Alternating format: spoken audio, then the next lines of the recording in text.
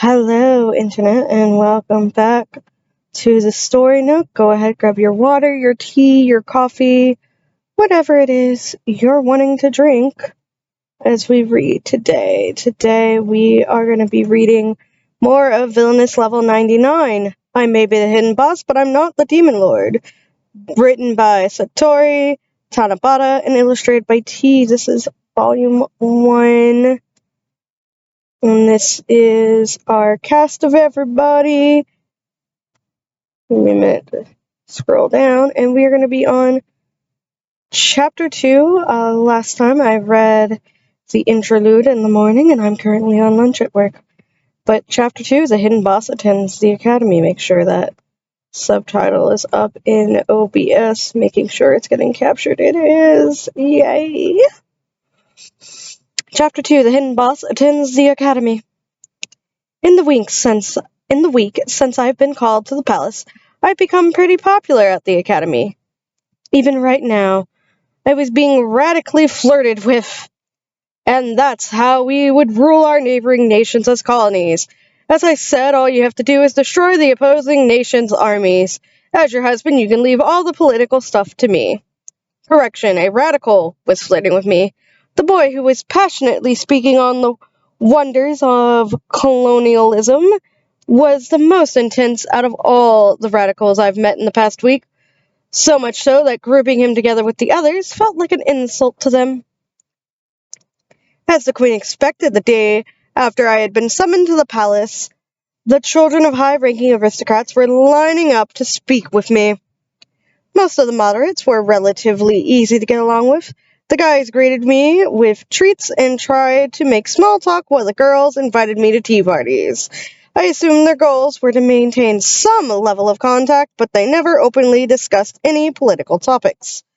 Once I began interacting with the upper-level students, my fellow first-years who had been avoiding me since the incidents of the previous days slowly began to talk to me. Up until that point, they had apparently thought I was a dangerous person who couldn't be reasoned with.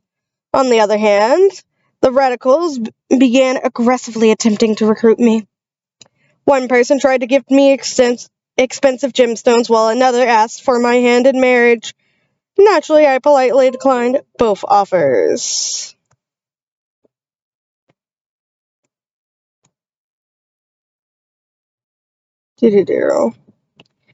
Through Rita came a message from my parents regarding an arranged marriage.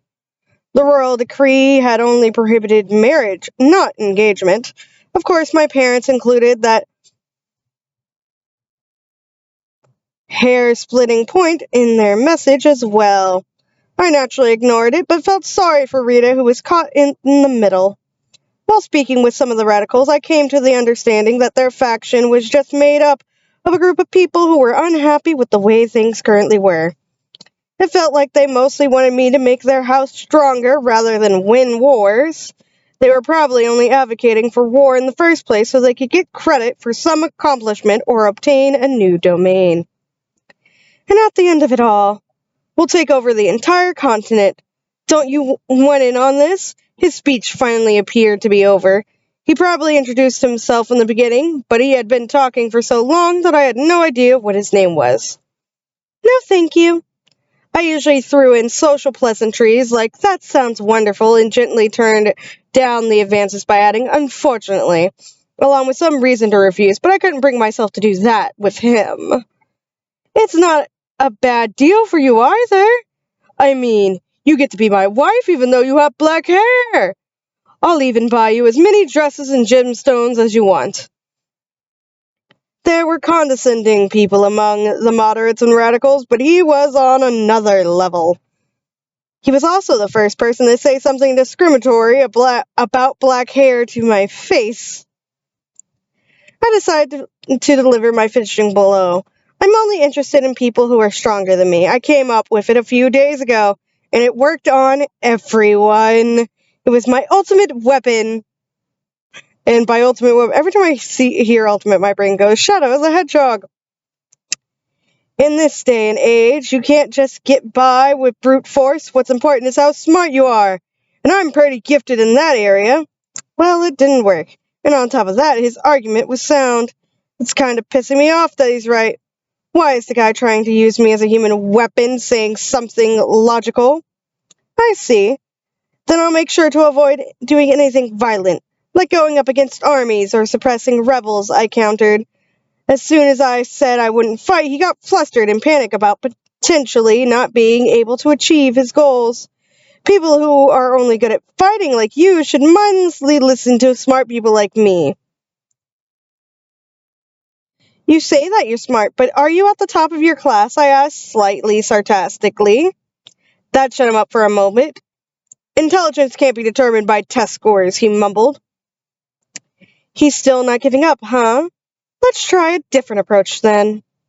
You mentioned taking over the content, but who exactly would be in charge once that happens? Me, of course, he said with a smug look on his face. I'm confident in my governing skills. Governing? So you would rule over the entire continent? Exactly. And that would be possible if you were to become my wife. Ruling over the entire continent means you would be ruling over the royal family. The rulers of this kingdom, correct? What? That would mean you plan to commit treason against the royal family of Valshian. His eyes widened. Wait, no, that's not. According to the laws of this country, I believe treason is punishable by death. My line of questioning led him right into my trap. He became pale and was frantically looking around to see if anyone had been listening in on our conversation. I didn't think he'd fall for it that easily. I'm glad the self-proclaimed genius is actually quite stupid. Don't worry, I'll pretend this conversation never happened. There may be some people who overheard us, though, so it's probably best if you refrain from interacting with me, I said seriously. Otherwise, you may be falsely suspected of something just by being with me. You better not repeat this conversation to anyone, he said, terrified. With that, he ran off down the hallway. He must have bumped into someone when he turned the corner, because I heard a pathetic scream soon after. Now that I've finally gotten rid of that annoyance, I should get back to my dorm, though. Holding up in the library sounds good, too. As I thought about my plans, I ran into a group of female students led by Eleonora Hillrose, the daughter of the premier radical, the Duke of Hillrose. She had blonde ringlets and was adored with a variety of resplendent accessories. Even in uniform, she didn't look anything like a student. Oh, Eumelia, what a coincidence! I was just thinking about how I wanted to speak to you. You have some time right now, don't you? Her ringlets bounced around as she spoke in a tone that insinuated she wouldn't take a no for an answer. It would have been easy to run from her, but I couldn't keep avoiding my classmate. Better to accept my fate now rather than later. I did my best to hide my displeasure as I responded. Yes, I was actually just thinking about what I would do with my spare time. Splendid! We're having a tea party prepared in the parlor. Please join us. Thank you so much for the invitation, Lady Eleonora. We made our way to the academy parlor and we're now chatting with tea in hand. I didn't have much social contact growing up, but I could at least keep up with a simple conversation. But making use of really, that's wonderful, and please tell me more. I was able to keep up with any topic that baffled me, such as dresses or perfumes. In fact, these phrases were how I got through the last week. I only use perfumes from Parfum. Really? I was quite impressed with the founder's vision. That's wonderful. The story of when he created his first perfume is very romantic. Please tell me more. Behold, the 3 sacred treasures of small talk. Incredible. I barely heard a thing she was saying, but a perfectly acceptable conversation was taking place. Did she really invite me just to chit-chat? I stared intently at Eleonora as she continued talking with her long blonde ringlets and entourage surrounding her. Eleonora looked much more like a villainess than I did. I would have loved to loudly point out this casting error. There was no end in sight to the current topic, that is, until one member of her entourage whispered something into Eleanor's ear. She immediately stopped talking about perfume, and a serious expression came over her face. Looks like we're finally getting to the main point. Purpose of this invite. Eumelia, you must give up on getting with Sir Edwin. Are you talking about Prince Edwin? Who else? If you give up, I will allow you to join my faction. A puzzled look came over my face. I had no idea what she could be talking about. Don't play dumb, Eleanora exclaimed. I know that His Majesty proposed that you get engaged to Sir Edwin. You aren't worthy of him. If you don't concede, you'll be making an enemy of me. I think you should be having this conversation with Miss Heroine, not me. I hadn't spoken to Alicia directly yet, but every time we made eye contact, she would glare at me as if she was trying to shoot me in her mind. Even though she hated me, I had no recollection of doing anything to make her despise me. The whole situation was baffling. But unfortunately, I ended up speaking to the love interest as the entrance ceremony, so my grand plan to avoid the game characters as much as possible had essentially already failed. I should probably focus on clearing up this misunderstanding with Eleanora. I opened my mouth hesitantly. Regarding the engagement to His Highness, I have already told His Majesty that I respectfully declined his offer. You're lying. After your audience to the palace, you met up with the Queen, didn't you? You must have told her that you wanted to marry Sir Edwin. No, I did not. As proof, it's been 1 week and there hasn't been anything announced. I haven't even spoken to His Highness. The last part was a lie. A few days after my audience, I had spoken with Prince Edwin just once. Accompanied by William and Oswald, he begrudgingly apologized and left before I could say a word. Bringing that up would only make things more complicated, so she doesn't need to know that small detail. After a pause, Eleanor spoke again. That's true, you do seem to know your place. Very well. If you vow to stay away from Sir Edwin, I will allow you to join my faction. Eleanor seemed to be easily convinced, so now all that was left was turning down the invitation to her faction. That sounds wonderful, but I would like to respectfully decline this offer. She looked at me in disbelief. Why? Impossible. You're just pretending to be uninterested so that you can still go after Sir Edwin, aren't you? Jeez, what's her problem? She's so annoying. According to her, marrying the prince and joining the Duke's faction were of equal value. I don't want to do either. What a pain. I believe there are people much better suited for Prince Edwin than I am. I think you and His Highness would make a lovely couple, Lady Eleanora. Well, you certainly have good judgment. In fact, I have danced with Sir Edwin on multiple occasions. Each time he's been absolutely wonderful, and my completely ingenuous flattery immediately put her in a good mood, prompting her to endlessly list all of Prince Edward's wonderful qualities. It appeared as though she really was in love with the prince. She hadn't approached me because of her family, it was simply because of her crush on the prince. Well, that was easy. Sorry for calling you a pain. I continued to listen to Eleanor's rambling about Prince Edwin, and the tea party eventually came to an end. With the matter of joining her faction left ambiguous, I ended the day exhausted after dealing with two very intense people. But I hadn't considered the possibility that an even bigger pain could be waiting for me tomorrow. We have a scene cut. Oh.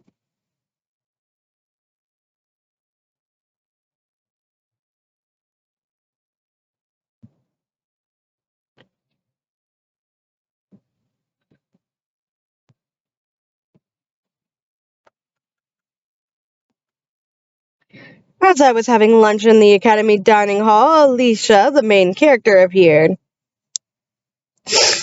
Her pink hair swayed adorably with each step she took in her march toward me. When she reached me, Elisa's voice echoed throughout the dining hall as she loudly declared, "You are the resurrected demon lord, Eumelia. I won't lose to you." Everyone in the dining hall, including myself, seemed stumped.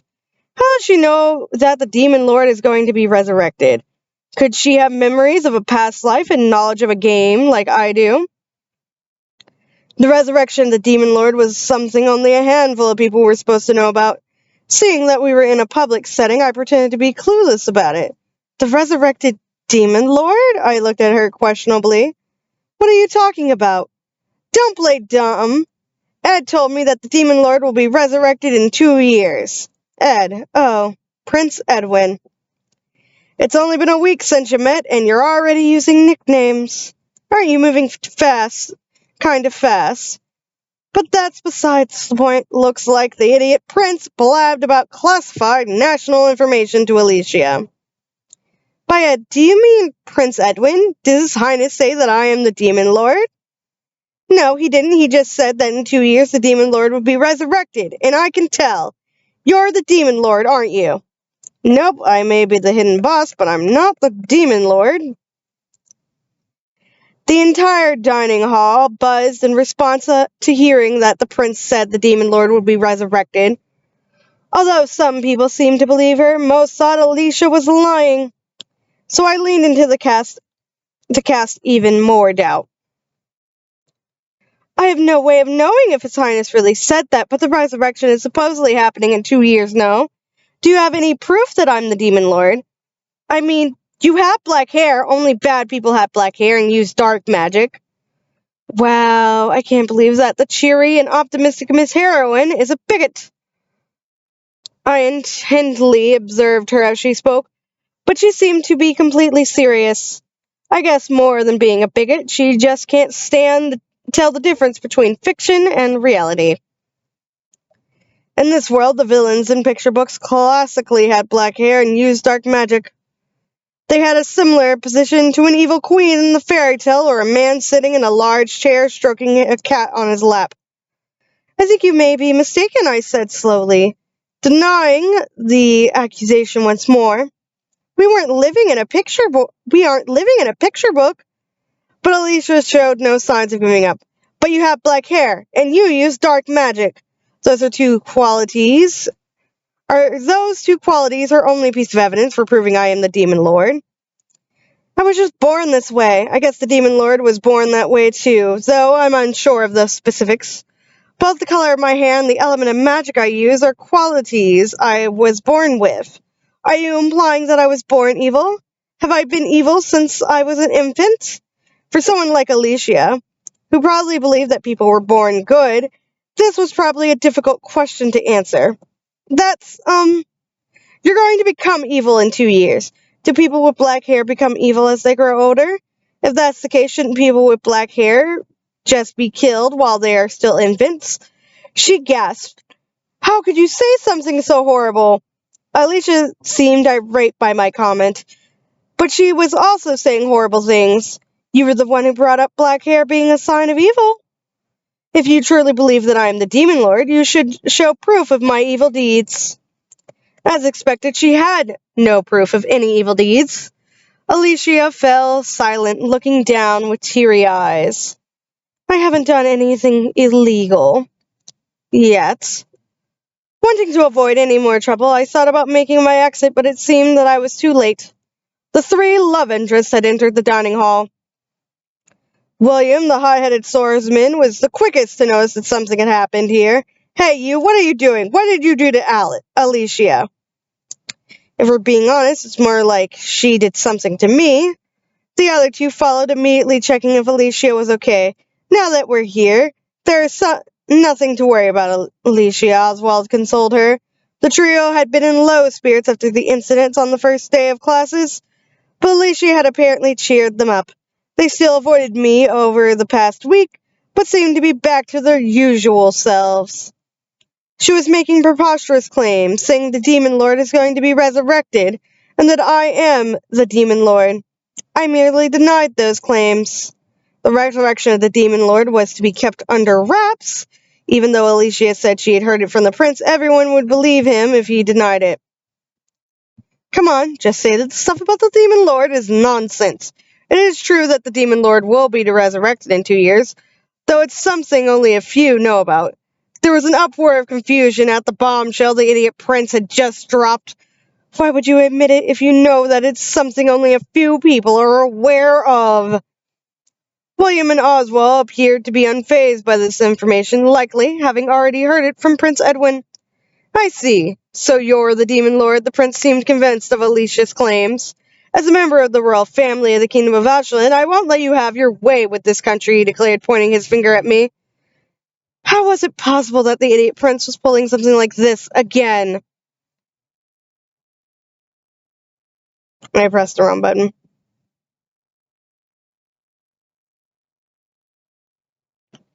I don't think he was this senseless in the game, though. Was he okay? No, I'm not, I denied again. Isn't the Demon Lord supposed to be resurrected in 2 years? I'm here now, so how could I be the Demon Lord? You're probably going to commit acts of evil in the future. You can't fool me.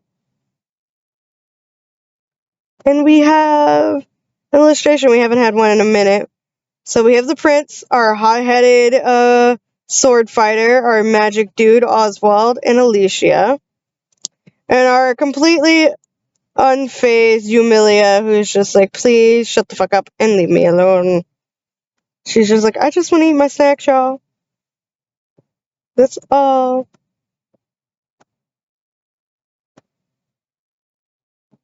Hopefully she'll actually be able to eat her lunch in peace soon, but we all know how idiots can be.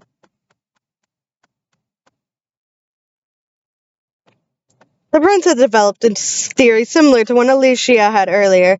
Perhaps their similar thought processes were what led them to become friends. I sighed before responding. This country doesn't have any laws to try someone for future crimes, does it? It would be a different story if you uncovered a criminal plan of some sort.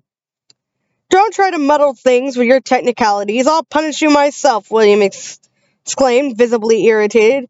William drew his sword, causing screams to erupt around us. Do you really think you can win against me? I wonder if he already forgot that I had sent him flying across a room the other day.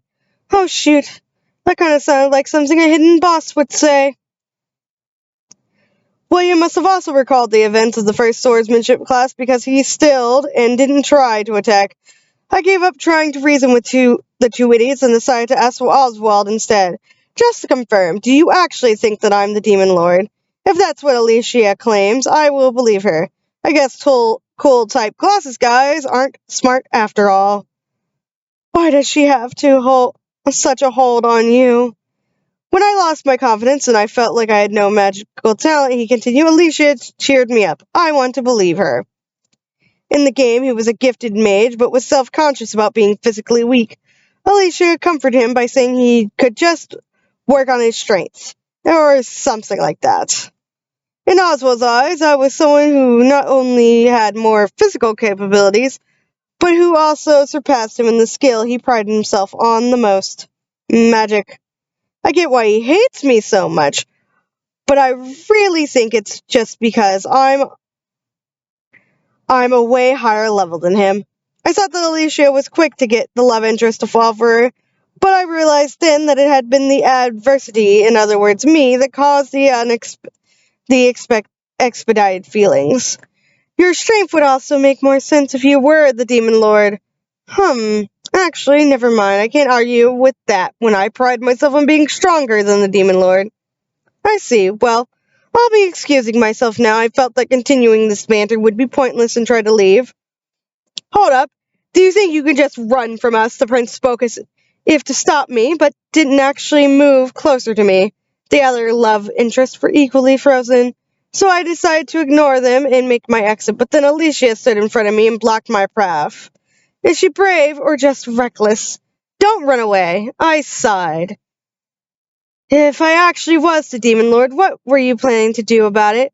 Are you going to kill me? If that's the case, I will resist you with everything I have. I moved close to Alicia's face while I spoke, causing her to yelp and step back. You and those three over there are too weak. If you want to take down the Demon Lord, you'll need to become much stronger. I need them to become stronger so that they can defeat the real Demon Lord.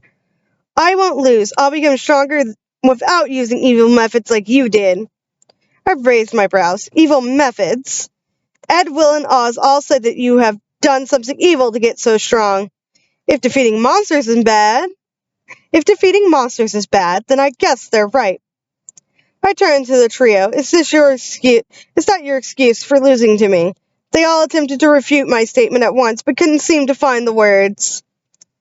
I guess I hit the nail on the head. I'm sure you guys have the necessary technical skills, so work hard on leveling up. I've heard that the Demon Lord uses dark magic, so Alicia should work on her light magic as well, I advised them. Once again, I turned to leave the dining hall when I was plagued with a passing thought. Hold on. Was it really okay for me, humiliate Dogness, to simply tell them to work hard on leveling up, and leave it at that? As a self-proclaimed grinding master, shouldn't I be passing on my vast knowledge about leveling? It might even give them a better impression of me. Alicia and the others looked confused as I stood in place. Not making my exit, Prince Edwin was the first to speak up. Hey, what's wrong? Do you have something you want to say to us? I do. I'm going to teach you the basics of level grinding. What are you talking about? I began to explain the basics of level grinding to the scared group with an intentionally louder voice so that the other students of the academy who were trying to eavesdrop could listen in. I gave them all of my tips.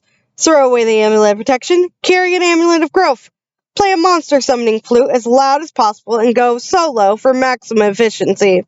Alicia, who can use light magic, should train in a dark-type dungeon. Monsters specializing in defense can be defeated quicker than those specializing in offense can be defeated than those specializing in defense.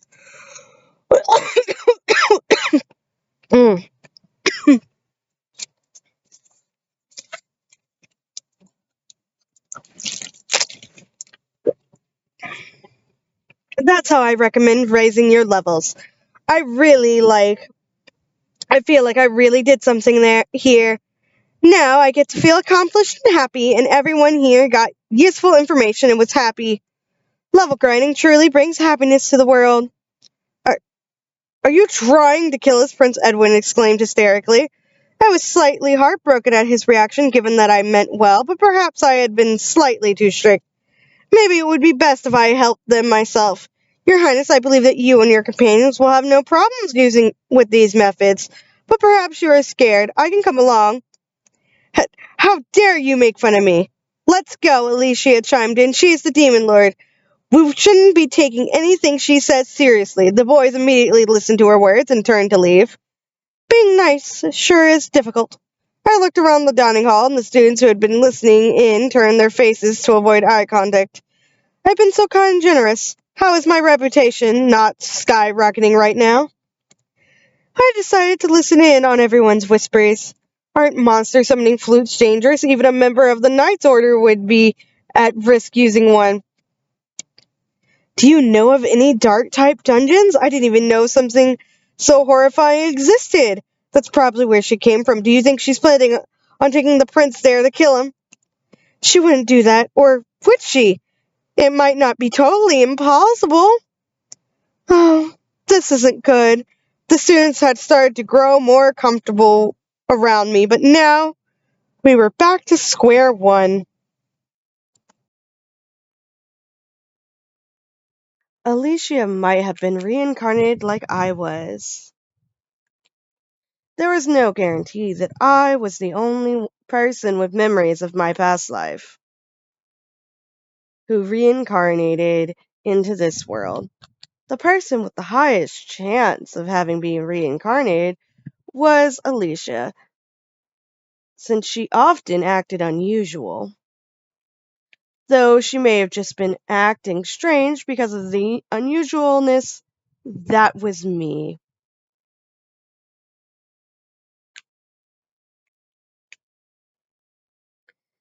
If she was reincarnated and only roughly remembered the game's story, it would make sense why she was so hostile towards me. Perhaps she got so close to the prince and other love interests so quickly after entering the academy because she understood her position here.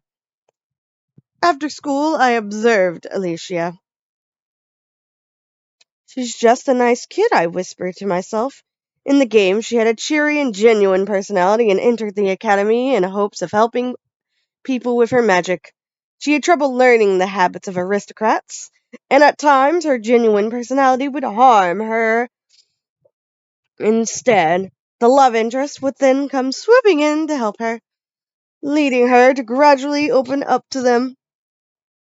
After reflecting on the in-game character, I turned my attention back to the real-life Alicia in front of me.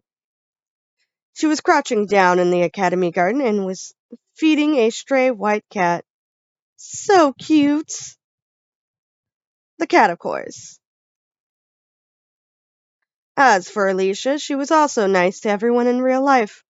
She acted the same when no one was looking, and was kind to animals. I was the only one who seemed to bring out her hostility. Bye-bye, kitty, Alicia said sweetly before getting up and heading inside a building. I had to follow her, but there was something I needed to do first. I jumped down from the tree I had been hiding in and inched closer to the white cat. Remember, Yumilia, avoid eye contact so it won't be alarmed. Only make small movements, and don't make any loud sounds. The cat hadn't noticed me yet, so I called over to it so as not to startle it with my presence. It's okay. Don't be scared. The cat had been cleaning itself after filling its belly, but as soon as it noticed me, it let out a sharp hiss and ran away. I guess I should have expected that. I exhaled deeply, my shoulders drooped in disappointment. Ever since I had been reincarnated as Yumilia, animals hated me. Or rather, they were scared of me.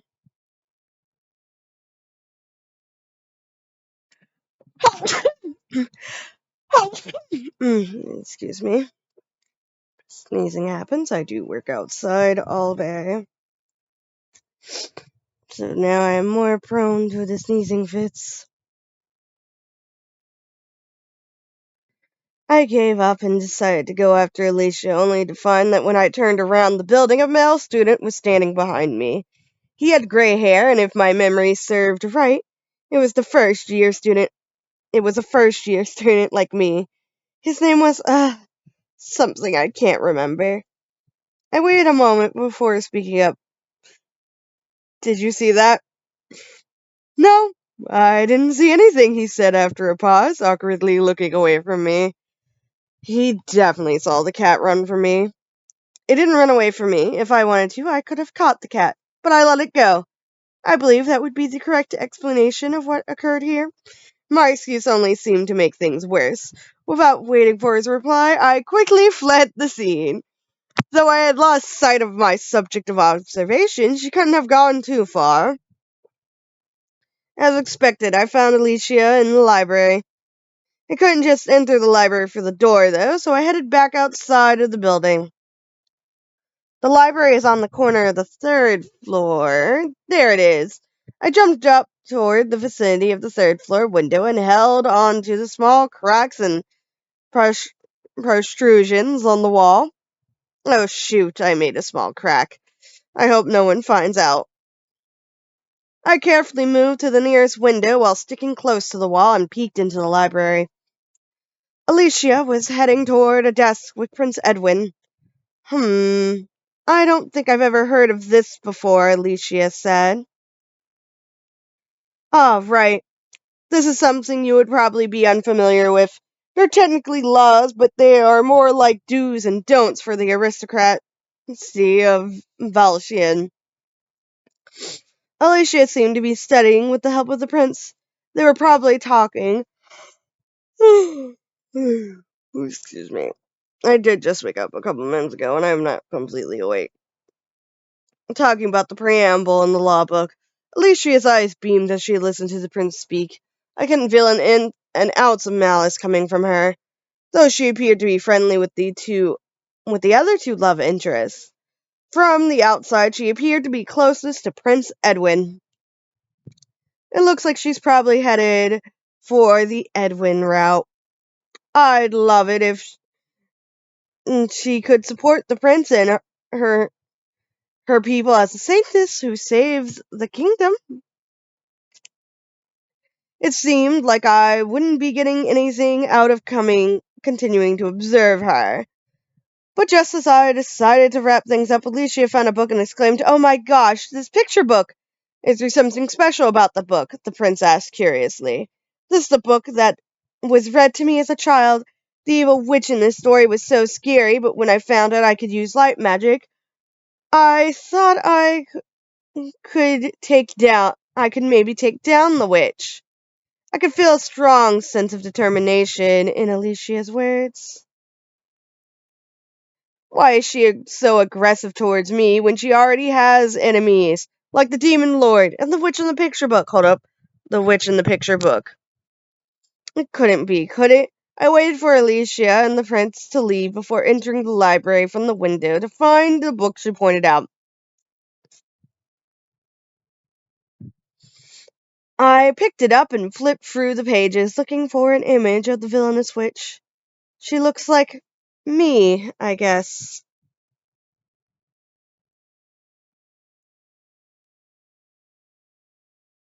Oh, did I scroll too far? Besides the fact that the witch and I both had black hair, there was something about her that seemed familiar. Could it really be... Could it really be that this picture book existed in Alicia's subconscious and that caused her to see me as the enemy? A wave of fatigue came over me as I realized that the result of all my observations was one measly picture book. The following day after school, I headed to the academy drawing room after being told that the headmaster wanted to see me.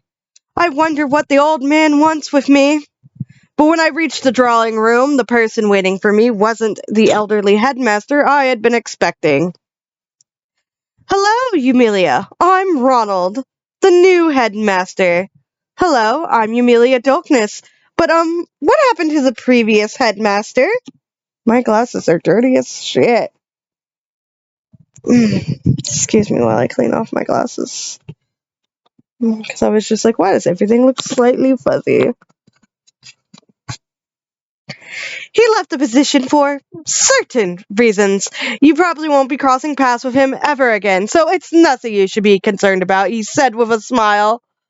Ronald was completely different from his predecessor. He was young, probably not even 30 years old, and his smile felt fake, as if he was replicating a textbook example of a reassuring smile.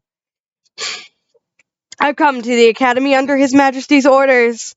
I'm also aware of the current topic of gossip, the Demon Lord, so you don't have to worry about that. He was probably the person the Queen was referring to during our conversation. The fact that he knew about the Demon Lord must have also meant that the King's faith in him was strong. Though I found him pretty suspicious. His Highness is quite the troublemaker, he remarked. I never would have thought he'd spilled the kingdom's classified information in public. It must have been rough for you, too. Prince Edwin had declared that the Demon Lord would be resurrected in 2 years. On top of that, Alicia had accused me of being said Demon Lord, and this incident had already spread to every student at the academy. I grimaced, remembering that almost every student at the academy was currently avoiding me. But Ronald didn't seem to notice. His Highness isn't usually so shallow-minded, but recently he's been quite troubled. Or should I say unstable? Even his 2 friends who are usually there to support him are similarly distressed that something happened to them. There must have been something that happened recently, hiccup, to make them unstable. But it was more than likely just me. You're really going to ask that, he laughed. Well, let me give you a little context. His Highness and his 2 friends have never experienced any setbacks. They were all exceptional from a young age and always outperformed their peers. Their egos were quite large as well, but while they were winning, it never harmed them. But then someone appeared and crushed that pride of theirs. They probably didn't want to believe that could happen, at least enough to try and keep their sanity intact by allowing themselves to believe that person to be the Demon Lord. I guess it was my fault, after all. Due to my actions, the current situation was quite different from the game's story. I never thought that things would go according to the game story, but the fact that things had gone so differently from the beginning up to this point might have had a large effect. I understand their situation, but is there anything that can be done about the other students being scared of me, I asked. Unfortunately, it's nearly impossible to get rid of a rumor that has already spread.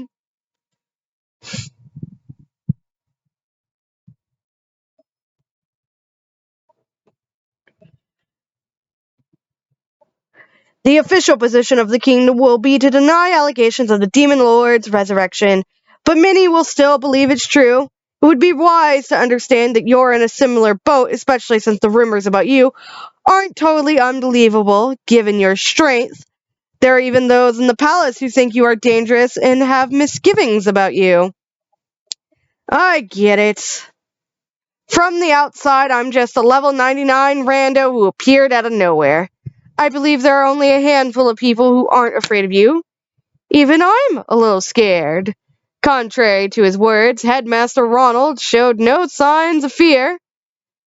Rest assured, His Majesty knows it's impossible for you to be the Demon Lord. I would have understood if the king thought the Demon Lord had been resurrected 2 years early, but it seems I was never suspected in the first place. I wonder if he had some undeniable proof that I'm not the Demon Lord. I cautiously observed every movement the headmaster made, no matter how small, in an attempt to figure out his thoughts. It's useless. I can't tell what he's thinking at all. Does the royal family have details regarding the Demon Lord, I asked. No comment, he responded, his smile widening. Isn't that basically telling me yes? Headmaster Ronald knew about Prince Edwin's childhood, what the king was thinking, and information that only prominent figures of the kingdom would be privy to. As young as he was, he most likely held a very important position.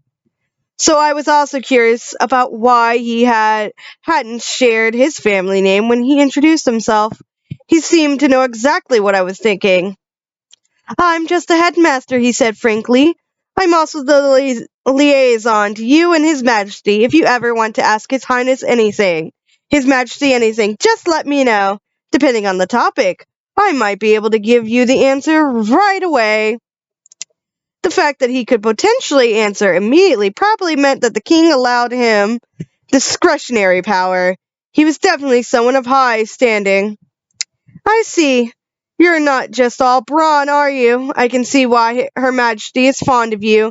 It also makes my job easier. Ronald's eyes were wide as he spoke, appearing to be genuinely enjoying himself. Darn, he read my thoughts again.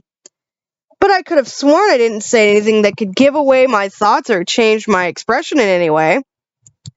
It felt like Ronald could be the one to figure out the secret of my past life. I didn't like him. Well then, let's jump into what happens now, he said excitedly. Today was more about introducing myself, but I wanted to add a little extra. I would like you to help run the outdoor training that will be starting soon. The outdoor training was basically just level grinding, where the academy had students hunt monsters safely. My thoughts went to the prospect of helping the prince and his friends, aka the Demon Lord Suppression Squad, with their level grinding. Understood. I will be supporting His Highness and the others then? No, we're planning on having you join a different group. I thought that was strange, given that we would eventually have to fight the Demon Lord together. But then Ronald threw a question back at me. Let me put it this way. Would you be able to cooperate with them in battle? I see. Even if I tried to help them, they wouldn't accept it right now.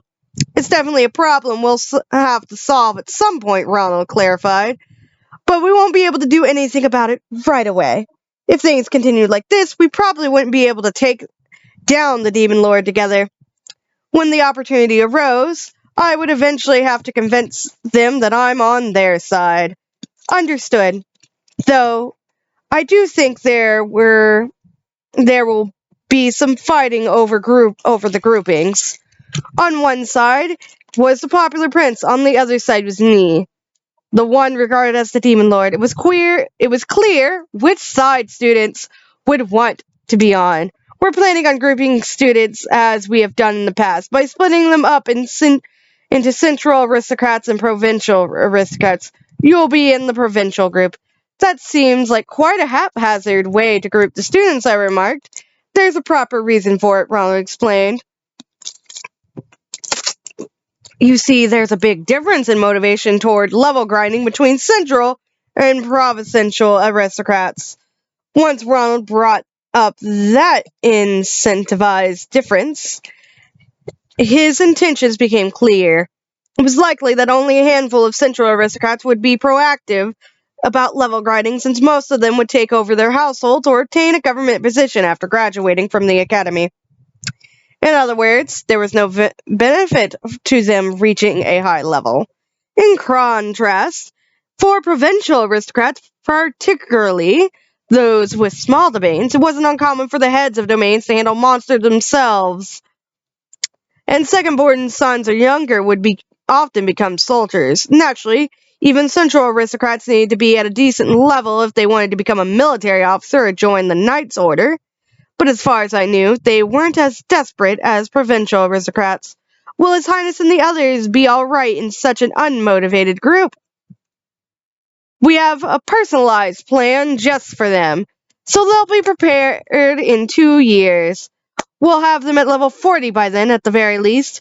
Hearing that they would be at level 40 to fight the Demon Lord made me nervous. In the game, the appropriate level was around 60 or 70. Level 40, it would be better if they could be at least level 60. Commander Aldolphine, with all his experience, is level 60. Getting them to that point in 2 years is unreasonable. Huh. I guess if you put it that way, they'd be working extremely hard just to reach level 40. I nodded. I understand, so what exactly should I be doing? The training will be held in the forest just outside the royal capital, so there shouldn't be any issues, but I'd like for you to handle any emergencies with the lead instructor. The forest outside the royal capital, that's probably the first stage in the game. I'm pretty sure all the monsters there are weak, so I doubt there will be anything for me to do. So, should I just stand there and watch over the battle? You could say that. I heard that you have some fairly strange methods for level grinding, so try not to do anything too weird. Huh.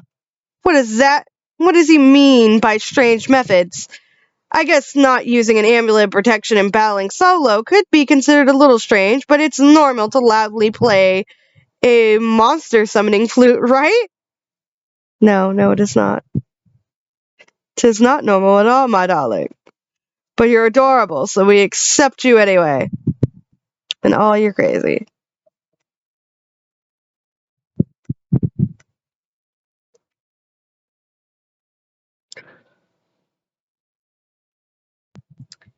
The day of outdoor training had arrived, and I joined the provincial aristocrats as Ronald and I had discussed. Everyone kept their space from me out of fear, so I stood alone and watched the training from a distance. I remember getting to this episode. It was hilarious. I have watched the anime. I don't think I've watched the whole anime, but I watched a good bit of it.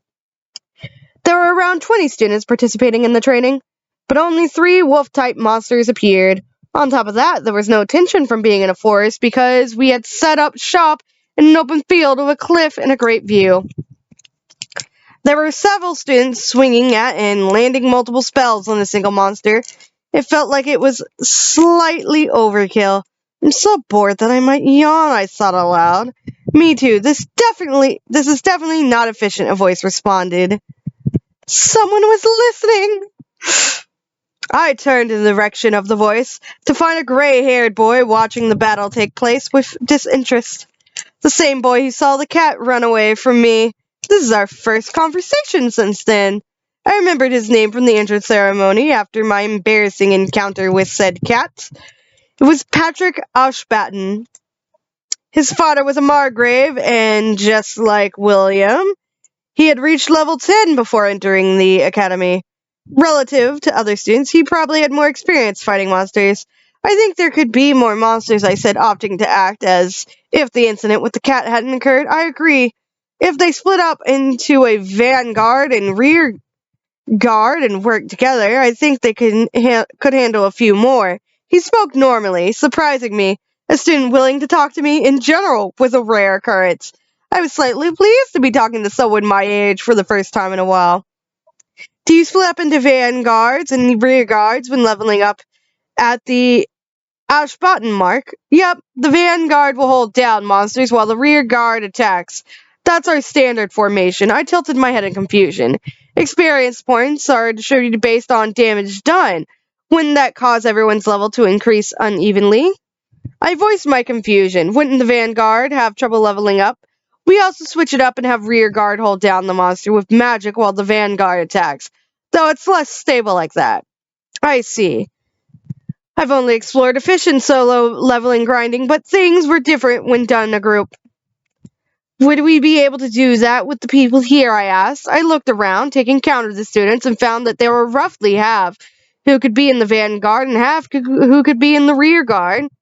With everyone being aristocrats, there was potentially those in the Vanguard who could use magic, making up for a good balance of teams. I think we could do it, but it wouldn't matter since there are barely any monsters, Patrick responded, confused. If lack of monsters is our only problem, then I have something that can solve it, I said, pulling out a monster summoning flute out of my pocket. The headmaster told me to just watch over training, but it's probably fine for me to help out a little, right? Oh, this is gonna be chaos. For some reason, Patrick had gone pale and began fumbling over his words. Hold on, is that a monster summoning flute? Do not play that. But I didn't hear the rest, as I had already taken a large breath and started playing. The teacher was the first to notice the sound of the flute and attempted to jump in front of the students to protect them, but I stopped the instructor before they could. Even with the flute, this level of training is too tame. Besides, Patrick offered to take command, I said, pointing to Patrick. Upon being named, he hurried over to split the other students and immediately began instructing them. Split up into a Vanguard and Rear Guard. If you're in Vanguard, focus only on keeping the monsters in place. If you get hurt, immediately fall back and get healed with a potion. Those in Rear Guard with more mana use area attacks. The Vanguard will hold down any other monsters and the rest of the Rear Guard will attack. As I stood there, impressed with Patrick's clear instructions, the bushes in front of us began to rustle. A herd of monsters was coming. As expected, everyone was able to survive the wave of monsters without any injuries. With Patrick commanding them, the students were able to coordinate with no unnecessary actions. Having no knowledge on group battles, I was continuously impressed throughout the fight. The students eagerly appeared to be completely wiped out from the battle, with some even sitting down, looking like they had run out of mana. Hey, Emilia, why did you go and do that out of nowhere? Patrick exclaimed angrily, making his way towards me. Despite being in the Vanguard and holding down more monsters than anyone else, he was still full of energy. What was he so upset about? Oh, right, he was in the Vanguard. Maybe he's unhappy because he couldn't raise his own level. Don't worry, I'm sure there are students who ran out of mana, so I'll keep the monsters at bay, I smiled. Patrick stared at me quizzically, seeming confused at my reassurance that I would help the Vanguard level grind. You really don't have to worry so much. I played the monster summoning flute loudly for a second time. Everyone turned to stare at me skeptically, so I explained my actions properly. I will stop the monsters in the track, so the Vanguard can take their time finishing them off. The forest rustled, everyone's faces twitched. It's the second time. They should be used to it by now. The monsters will be making contact soon. As soon as the words left my lips, droves of monsters appeared, far more than the previous round. The moment the monsters prepared to spring forward, their shadows began to make eerie movements, undulating as they spread throughout the myriad of black arms shot out. Oh. The black arms took hold of every monster, completely shutting down their movement. The monsters thrashed in an attempt to break free, but the spell I used, Dark Bind, didn't budge. And we have artwork on this page. Look at it. Look at the very pretty artwork. We have Emilia, Patrick, and Wolf Monster. Look at how pretty the picture is. I'm gonna move my mouse out the way so you guys can actually see it. Ah, water. Water is always needed. We're going to turn on our automatic zoom again.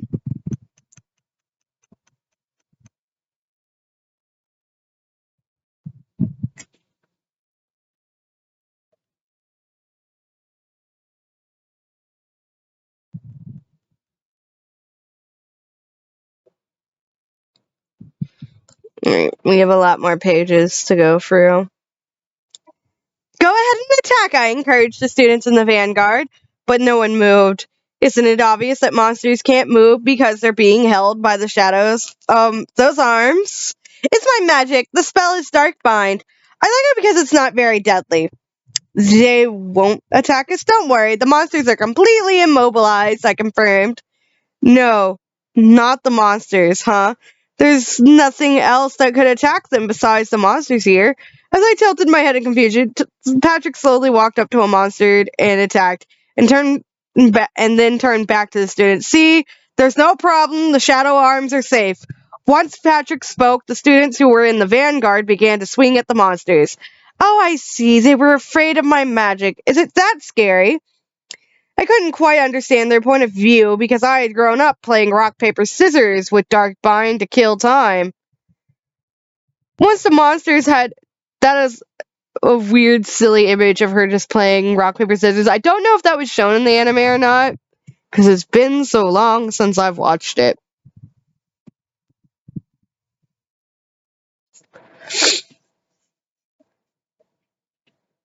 Once the monsters had mostly been taken care of and the scent of blood had spread across the open field, the monster carcasses would soon disappear, leaving behind only magic stones. I'm pretty used to it, but I think it might be kind of hard to watch 4 aristocrats. I guess the magic stones will be divided up on first-come, first-served basis then. Surprisingly, every student immediately began collecting the magic stones. Even female students were cautiously walking up to the monsters' carcasses to pick up the stones. I guess provincial aristocrats are pretty tough. I bet centralists wouldn't be able to do the same. Once everyone's hustle for extra money had ended, Patrick came over to me. Yumilia, the next time you're going to play the monster summoning flute, can you at least let me know beforehand? He seemed completely exhausted as he spoke. Good work, Patrick. I commended him in response. Your command was incredible. Well, I guess you didn't mean any harm, he said, sighing. Harm? Did I do anything bad? What do you mean? My question only seemed to exhaust him even more.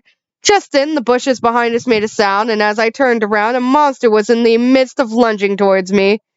Patrick is close by, so I'll have to attack in a way that doesn't hurt him. As I considered my next move, Patrick suddenly leaped in front of me, and my mind went blank at the unexpected situation. Why is he in front of me? By the time I shook off my confusion and realized I needed to protect him, the monster had bitten Patrick's arm. Black hole, I panicked and accidentally cast my strongest spell, obliterating the monster, saving only its head. All the trees within a roughly 10-meter radius had disappeared, leaving the ground spiritually carved out. I looked as if my main objective was to destroy the forest, and that I just decided to include the monster's body as an afterthought. I succeeded in not harming Patrick, but I had focused too hard on that and miscalculated the strength of the spell. Get a potion, Patrick groaned as he had removed the monster's head from his arm and was now moaning in pain. It's okay, I can use recovery magic as well. Heal. Currently, heal was known as a light magic spell. But the same spell existed in dark magic as well. In the game, there were bosses who had minions that could use recovery magic despite being monsters. Yumilia, the character, didn't use recovery magic, but I was able to use it with no problems. The hidden boss being able to use recovery magic sounded like a recipe for disaster, but I couldn't help the fact that I was able to use it. The only issue with the spell was that it looked absolutely horrible. Light magic heal would envelop the injury and light and cure it, while dark magic heal would cause flesh to regenerate in lumps out of the injury.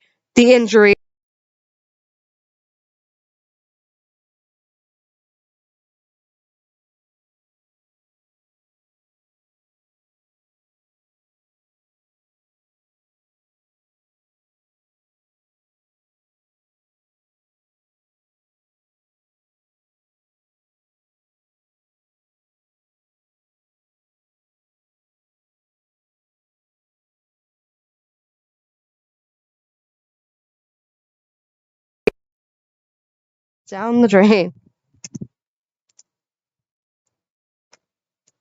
Okay. No, it's still recording. Alright. So, I don't know, my computer did a weird buggy thing. And, turned off, and I had to press the power button again, and I was not prepared for that shit.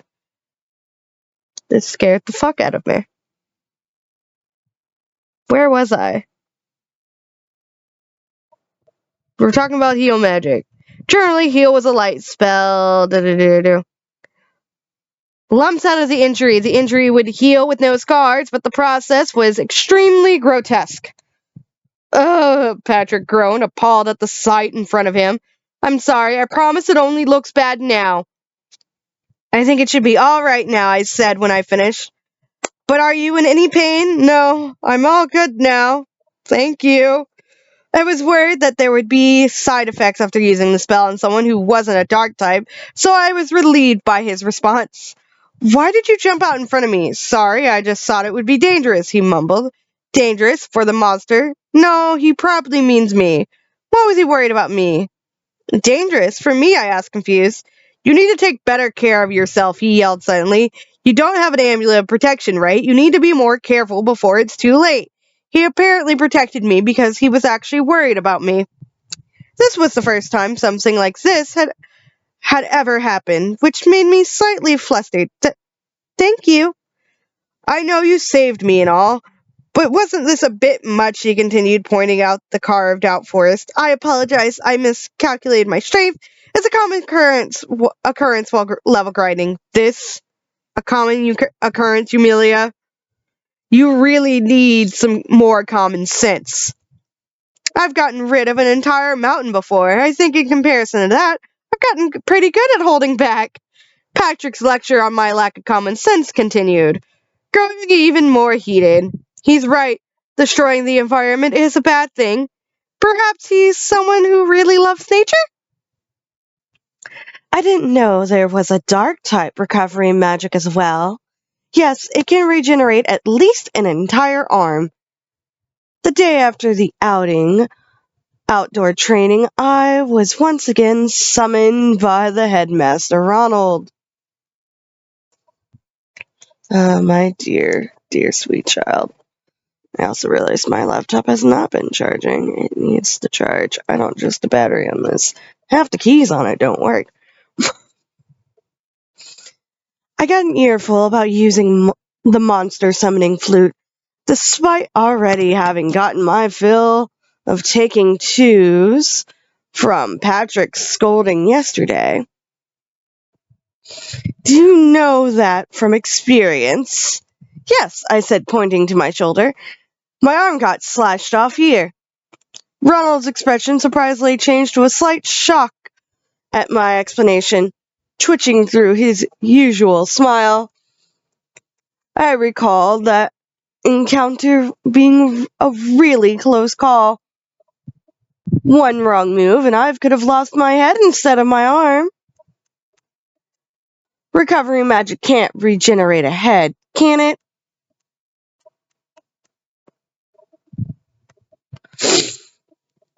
That's enough about me. How were His Highness and the others? Prince Edward, William, and Oswald were pretty much on track, I see. No one else defeated any monsters, did they? Central aristocrats weren't eager to level grind, so this result was probably inevitable. But Alicia's name not coming up concerned me. Her light magic was vital to taking down the demon lord. Yes, they apparently defeated every monster that appeared. Not that it's a good thing, but the other students just lauded them for it. That's fine and all, but what was Alicia doing during this training? Though she was a commoner, Alicia was allowed to enter the Royal Academy due to her talent in light magic. She had to strengthen her light magic. It was imperative that she leveled up. Just like the others, she didn't defeat a single monster. It seems that the three boys instructed her to stay back. Does she seem to have any motivation? Well, she didn't seem unhappy about His Highness and his friends protecting her. I cited his response. Alicia had been all over the love interest at the academy. If things continued like this, she might not ever voluntarily participate in battle. I guess she acts the same as when she's at the academy. She said she wouldn't lose to me, but I wonder how she plans to do that. I was wondering too, but at the end of the day, we need Alicia to become stronger. His Majesty is planning to set her up to be a saintess. I need your support, so be prepared. All right. If it comes to it, I'll just throw her into a dark-type dungeon. Be happy, Alicia. It's a dungeon where only monsters you have an advantage against appear. My lonely school life slightly changed after the day of the outdoor training because now Patrick would occasionally strike up a conversation with me. When we needed to pair up for any activities in classes, he would volunteer to be my partner when I was left out, as if he had no other choice. I'm sorry, Patrick. I'm sure you have friends you'd like to pair up with. It's no problem. I owe you one anyways. Does he mean from when I healed his injury? What an honorable person. Please don't worry about that. You probably had potions you could use. If you say so, I guess I'll go pair with someone else then. Wait, no, actually, you should worry about it, seeing that I healed your injury and all. Even though you were the one who summoned the reason for that injury. By now, we had gotten close enough to banter like this. He was probably the person I had gotten the closest with since being born into this world. It was currently the swordsmanship class, so we stood facing each other with wooden swords in our hands. Even to my untrained eye, Patrick's swordsmanship looked as if there was nothing superfluous about it. It was beautiful, perhaps pursuing efficiency led to beauty. It might not have been the most fitting word to use, but even the way he took command during training could be described as beautiful.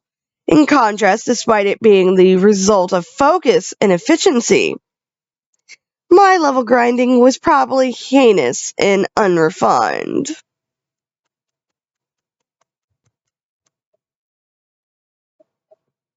Whoa! I'm sorry. I'm so sorry. I apologize. My own superfluous thoughts led me to miscalculate the proper amount of force, and I had sent Patrick flying backwards. At the very least, it wasn't as bad as the time I sent William flying. I couldn't see any injuries, but I still hurried over to use my recovery magic on him. I won't make the same mistake. Thanks. I'm all right now. I'm sorry, Patrick. Thank you for being my partner. Patrick took a moment to catch his breath before responding. I must not be much of a partner, though, he said with a frustrated look. No, that's not true at all. There's a lot I can learn from your swordsmanship. I'm no match to you when it comes to technique. I wish you wouldn't make that face. I'm really just relying on my reaction speed and strength from being at such a high level. Are you planning on studying sword fighting techniques as well? What are you trying to fight? He made a good point. I could probably defeat the Demon Lord at my current strength. That is my alarm. I could probably defeat the Demon Lord at my current strength, so there might not be a point in getting any stronger in that regard, but we lived in a vast world. There were places that extended beyond the areas of the game's map. It wouldn't be strange if there was someone stronger than me out there, probably. I decided to keep my response simply. Likely the Demon Lord. The Demon Lord? Is it true that he's going to be resurrected in 2 years?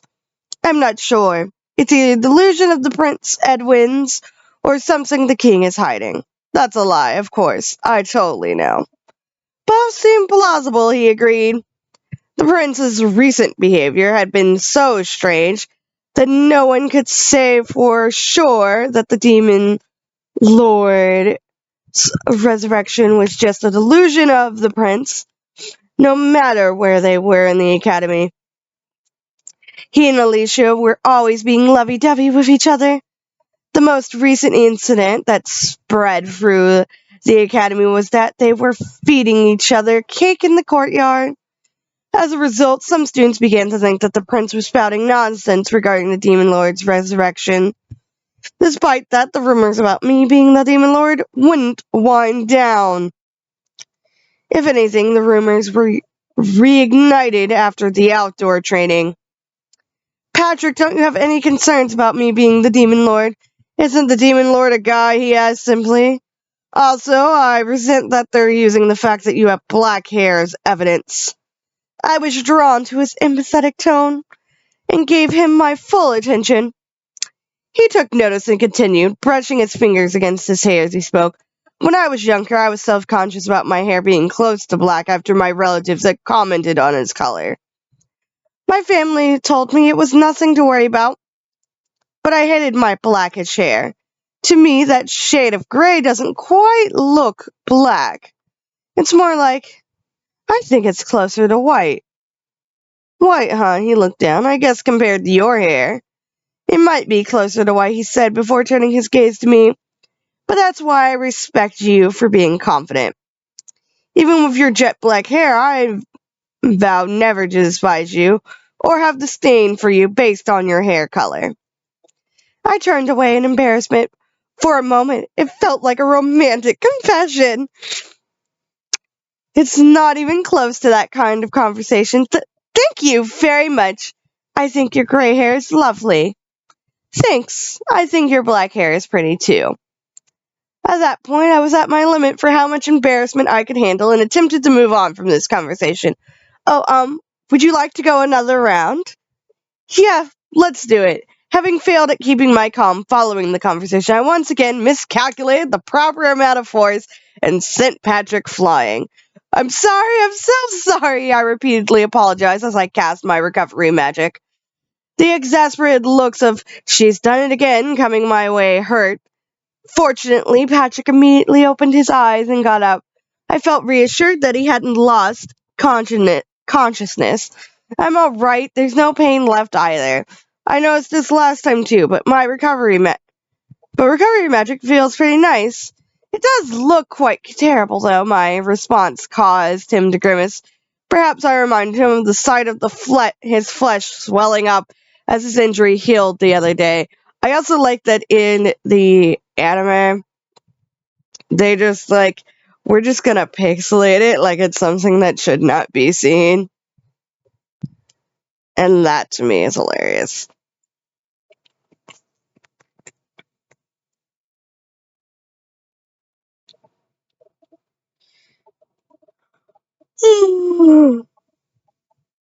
Sorry, big guns. I have not been awake long. You can even use dark magic without hesitation. You're really amazing, Emilia. I was just lucky. The elements someone could use were basically determined at birth. I used this fact to negate Patrick's statement, but he shook his head. That's not what I meant. I think even if I could use dark magic, I would have hidden it. It's the same with your hair. But you don't deny who you are. I don't think that's something everyone can do. Patrick's words suddenly made me realize something. Emilia could use dark magic since she was born. I asked mainly to myself. The game explained that she was able to use dark magic as a result of becoming evil. But that might not have been the whole story. Perhaps the character Emilia hid that she could use dark magic while she attended the academy. If that was the case, it would have fed into her hatred for the main character, who probably used her light magic and was loved for it. Huh. You use dark magic, don't you, Emilia? Patrick responded with confusion. I told him that it was nothing and not to worry. All while continuing to mull over my own in-game self. Today was the second day of outdoor training. We were walking around the forest near the royal capital, but there were no signs of monsters yet. I was currently in the midst of receiving another helping of warnings from Patrick. Do not, under any circumstances, play the monster summoning flute. I've already been warned by the headmaster multiple times. I won't play it anymore, I assured him. You didn't bring it with you, did you? I paused.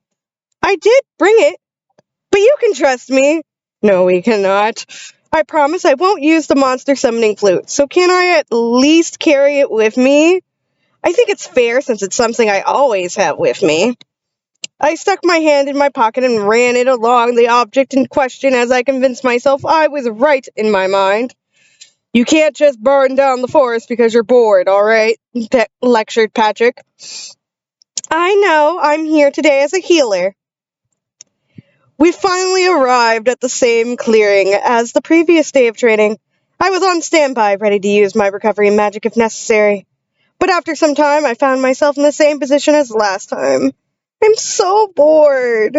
I'm really liking Patrick so far. He's kind of like the straight man. Like, they're both too straight, very, like... She's very monotonous in her emotional range, especially in the anime.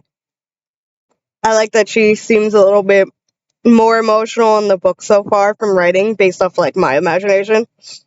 But I like that he's, like, there to, like, ground her. He's just like, okay, you are, like, a level grinder, your brain is focused on this thing, and I just need you to be where the rest of the normal people are for a little bit. So, yeah.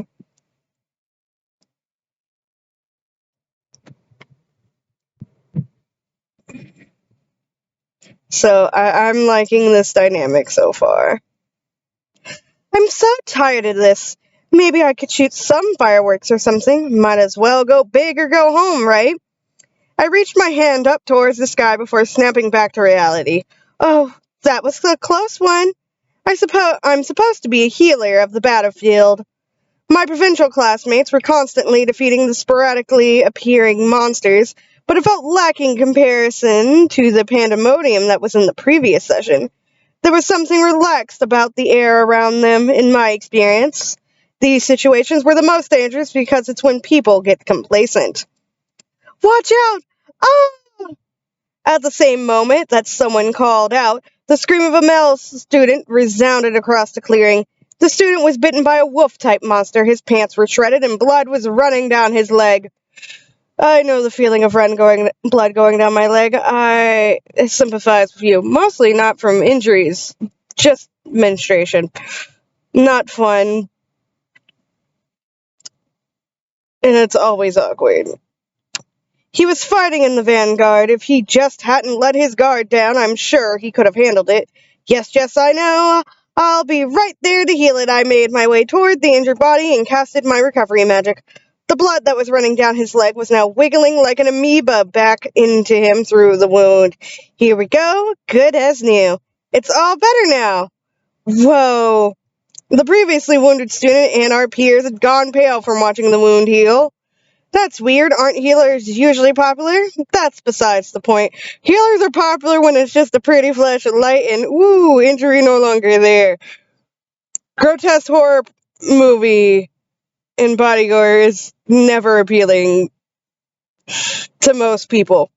The average person does not find I don't find body gore appealing. In fact, it scares me. It's probably why I tried watching Attack on Titan. The body gore was too much, and probably why I'm not gonna watch, Chainsaw Man. Don't need all that blood in my life. I draw a line, and those two are they're beyond that line. That's beside the point. Right now, our problem is this relaxed atmosphere. We need to be more on edge. I retrieved the monster summoning flute from my pocket, but someone behind me reached over and grabbed it out of my hand.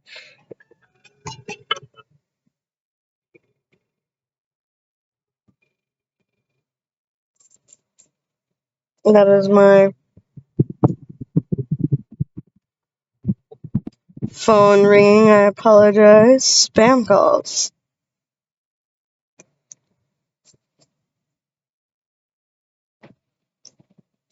I turned to find an exasperated Patrick. I thought I told you not to use this, he reprimanded me. You shouldn't even be bringing it. It's dangerous just to have it around. The current situation is more dangerous, I explained. Isn't a certain level of tension needed to keep everyone alert? Everyone here has the skills to keep up. We didn't even have any injuries last time, so it would be even better if we could send everyone alone into dungeons. Better? That's absurd. It's ridiculous to suggest sending people into dungeons alone. He just negated my entire life. For the sake of my identity, I feel the need to thoroughly protest against Patrick. First of all, the current method is way too inefficient. It's wasteful for multiple people to be attacking a single low-level monster. I think we could be going up against monsters of a slightly higher level. Last time, even you said that the training method was inefficient, didn't you, Patrick? Well, that doesn't mean. Patrick was still not very receptive to my argument. I'm not saying we have to use the flute. I just want everyone to be a little more alert. Oh, how about this? I spoke slightly louder so that the other students could hear. What if we injure everyone on purpose and then we heal them with magic? I think if everyone understood the pain of getting hurt, they'll all be more on their toes. Oh, and don't worry about me. I'm pretty certain I can hold back enough not to kill anyone. Huh? Everyone was pale with shock at my suggestion. This is my chance. Okay, then let's vote, I exclaimed, shooting my arm into the air. Please decide between the flute or getting injured. The flute won the vote unanimously. I can't pronounce unanimously. Unanimously. That is what that word is. Unanimously. When I see this word unanimously, let me highlight it so you guys can also be more aware where it is on the screen. When I see this word, the way I was taught to break down words to read them is I go on and unanimously, but it's unanimously because it's you first and then nan, and it separates there. So, yeah, I always struggle with that word, so yeah. Hooray for democracy! While watching my classmates battle the herd of newly summoned monsters, I realized that I had spoken quite impolitely to Patrick. I guess I got a little heated since it was about level grinding. As the son of a Margrave, Patrick was a higher rank than me, the daughter of a count. The standing of the Dogness family would go down if the Ashbotton family were to condemn us. Maybe that's not such a bad thing, considering what my family is like. The only problem was that the thought of Patrick disliking me made me sad. He constantly went out of his way to talk to me since I was always alone and was the only person to ever call my cursed-looking black hair beautiful. I kept finding myself looking at him. Currently, Patrick was fighting in the vanguard while commanding the entire group. He was using wind magic to deliver his spoken instructions to the other students. At the same time, he was using earth magic to stabilize the ground they were standing on. It was something I couldn't even dare to imitate. Patrick might have been a genius when it came to battling with a group of people. Wait, no. That's not what I should be focused on. I need to think about how to approach him after this. Yeah, that's something. Patrick is good with people. She is not. Balancing friend dynamic. I approve. The students defeated the herd of monsters with no injuries, as expected. Patrick was quickly surrounded by our classmates who were lauding him for his amazing performance, so unfortunately, it didn't seem like I could go up and talk to him. I ended up returning to the academy without talking to Patrick at all. It was already summer, but my heart felt like it was ice cold. What should I do? I sighed. If I just thought of it as returning to my post-entrance ceremony self, never speaking to Patrick again didn't seem so terrible. It doesn't seem so bad, yet I don't feel any better about it. As I stared out the window in the hallway, Alicia and Prince Edwin came to me as if to pour salt on my wound. Hey, I heard what you did, and about your evil doings during outdoor training, Prince Edward exclaimed. I heard you threatened everyone with your dark magic and forced them to fight a herd of monsters. I bet you were trying to kill someone and call it an accident. Who were you trying to kill? It seemed that the events of our group's training had been exaggerated to the prince. But I was aware that I had gone too far. And had no motivation to talk back to him. Someone who had most likely ratted me out to the prince, but it was to be expected. I heard you also have a horrible method of healing people, Alicia chimed in.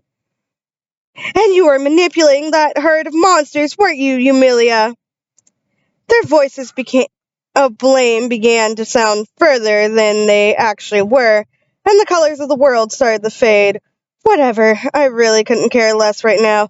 I sighed before finally replying. Can we be done already? I said, raising my right hand over them, feeling extremely heavy. What are you doing with that hand? I felt like I was seeing things in black and white. I'll just stop them here and make my escape.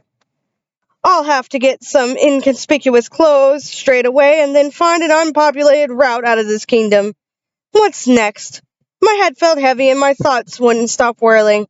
I had just decided to cast a spell to bind them here and leave, but then someone stepped in between us. The student that had been between us had gray hair, a color that I could recognize even in this black and white world I was currently seeing. Please wait, Your Highness. Patrick Ashman, why are you defending Yumilia? Colors began to flood back into my world. Looks like my depressive episode is over. That was quick. It's true that Yumilia used the monster summoning flute, but she did so out of concern for the students whose defenses were down, Patrick explained. She shouldn't be at fault. Well, I guess she kinda is. Patrick's defense started to fizzle out. Yeah, you're right, I am at fault. I just couldn't stand seeing such ineffective level grinding. So I took some extreme measures. It was only natural that I was reprimanded. I couldn't believe the victim complex I was experiencing a few moments ago. Man, I was acting like the entire world had rejected me. Why was I worrying so much? But I will say this, Patrick piped up loudly. Humilia's methods are somewhat popular with provincial aristocrats. She also hasn't gone against any of rules of the kingdom or the academy, so I would appreciate if you stayed out of this, Your Highness.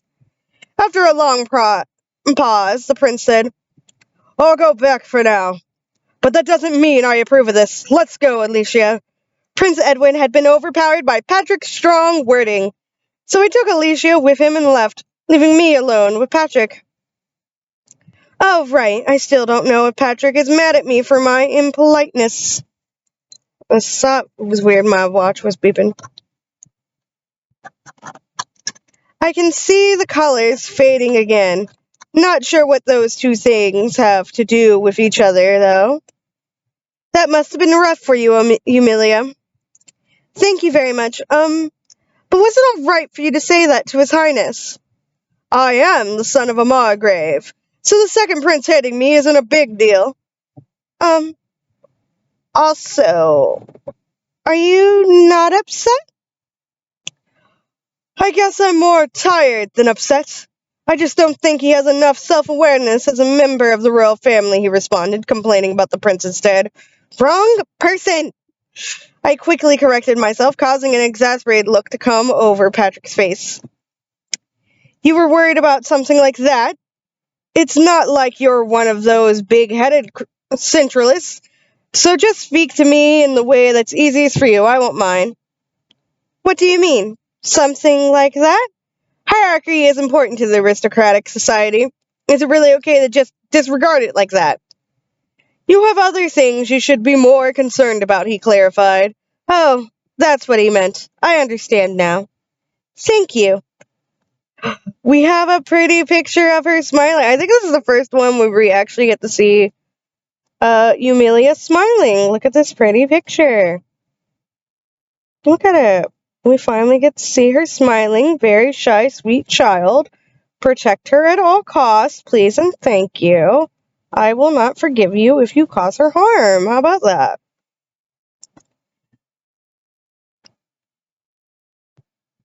Automatic zoom. There we go. But she's got a really nice smile. And I actually kind of like this school uniform. Patrick fell silent for a moment before speaking up again. It's rare to see you smile like that, he said, slightly tensed. I'm smiling right now.